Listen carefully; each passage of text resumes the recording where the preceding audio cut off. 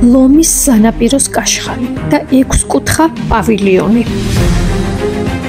ლომის სანაპიროს კაშხალი 1954 წელს აშენდა და ჩინეთის პირველი მასშტაბური ჰიდროელექტროსადგურია. ის სამხრეთ-დასავლეთ ჩინეთის უდიდეს ჩანგშოუს ხელოვნურ ტბაზე აიგო.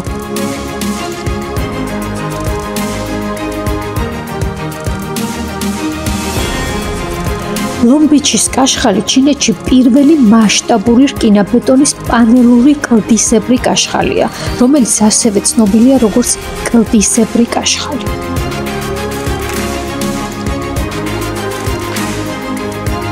მთავარი კაშხლის სიგრძე 1014 მეტრია, სიგანე ზედა ნაწილში 8 მეტრი, სიგანე ქვედა ნაწილში კი 1000 მეტრი, მისი სიმაღლე 51 მეტრია.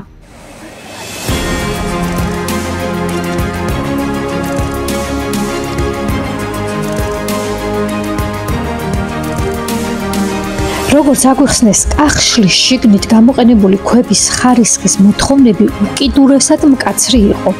მაგალითად, 70% მეტი უნდა ყოფილიყო 60 კილოგრამზე მეტი წონის ქვები. კითხვაზე, თუ საიდან მოიტანეს ამდენი დიდი ქვა, შემდეგი პასუხი მივიღეთ. გითხრეს, რომ გეოლოგიური კვლევის ჯგუფმა კაშხლის ზემოთ უნიკალური კარიერი აღმოაჩინა. ამ კარიერში ქვები წარმოუდგენლად დიდი ზომის იყო. ზოგიერთი ზედაპირული ქვა 1 ან 2 საფეხბურთო მოედნის ზომაც კი ყოფილა.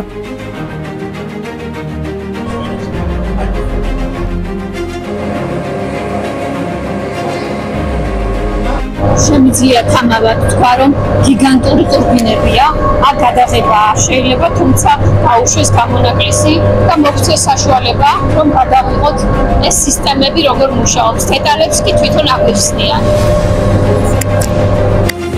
ტბას 203 კუნძული აქვს. 19 კუნძულისა და ნახევრად კუნძულის განლაგება კი ქმნის გიგანტურ შოუს სიმბოლოს ვეის დამწერლობის სტილში. ეს სიმბოლო 1288 მეტრის სიგრძისაა, 704 მეტრი სიგანის და 475 კვადრატულ მეტრ ფართობზეა გადაჭიმული, რაც მას მსოფლიოში უნიკალურ ბუნებრივ შოუს სიმბოლოდ აქცევს.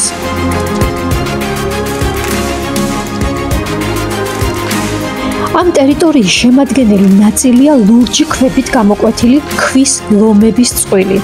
წყვილი შედგება მარცხნივ მდგომი მამრი ლომისა და მარჯვნივ მდგომი მდედრი ლომისგან, რომელთა სიმაღლე დაახლოებით 3,5 მეტრია.